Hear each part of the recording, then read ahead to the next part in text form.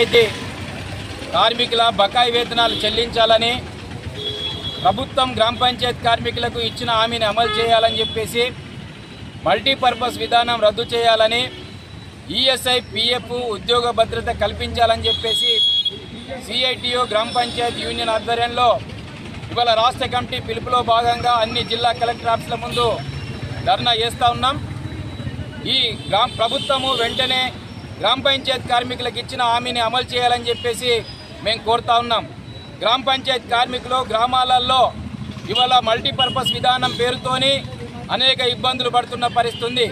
వేతనాలు ఇవ్వాలని చెప్పేసి, సౌకర్యాలు కల్పించాలని చెప్పేసి, పెరుగుతున్న ధరలకు అనుగుణంగా వేతనాలు పెంచాలని చెప్పేసి గ్రామ పంచాయతీ యూనియన్ సిఐటి ఆధ్వర్యంలో గత 10 సంవత్సరాల క్రితము హైదరాబాద్కి వెళ్ళి పెద్ద ఎత్తున పోరాటం చేస్తే మరి కుక్కకు పొక్కేసినట్టు 9,500 రూపాయలు వేతనం ఇస్తూ ఉన్నారు.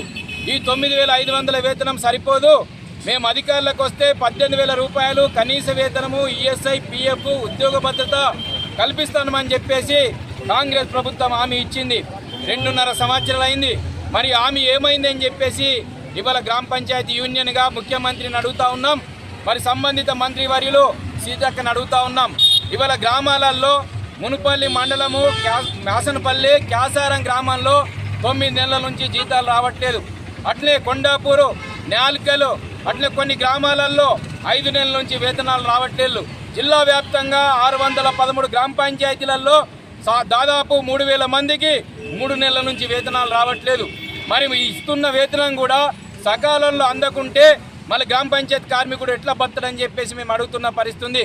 ఒకవైపు ఏమో ముఖ్యమంత్రి పేపర్లలో, టీవీలలో జూన్ 1వ తారీఖు నాడు జీతాలు వేయాలని చెప్పి చెప్తా ఉన్నారు.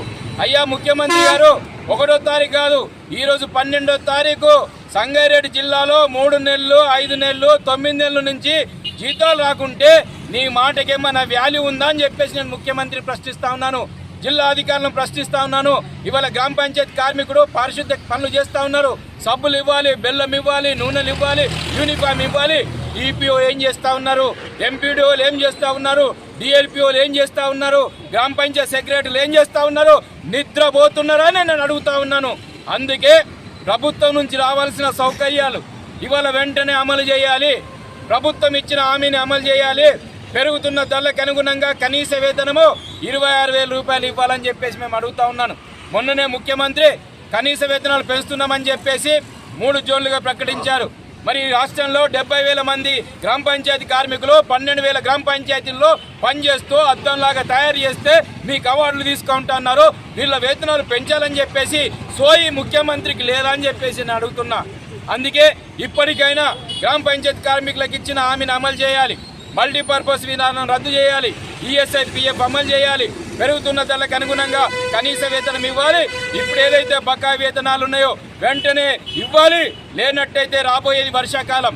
మీరు గుర్తుపెట్టుకోండి, మొత్తం 70,000 మంది సిబ్బంది, సంగారెడ్డి జిల్లాలో ఉన్న 3,000 మంది సిబ్బంది ఎక్కడికక్కడ పనులు చేస్తాం, కూర్చుంటాం.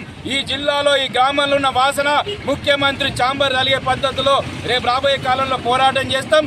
ఇప్పటికైనా ప్రభుత్వ హామీని అమలు చేయాలి, సౌకర్యాలు ఇవ్వాలి. లేనట్టయితే ఇంకా ఈ పోరాటాన్ని ఉధృతం చేస్తామని చెప్పేసి హెచ్చరిస్తా ఉన్నాం.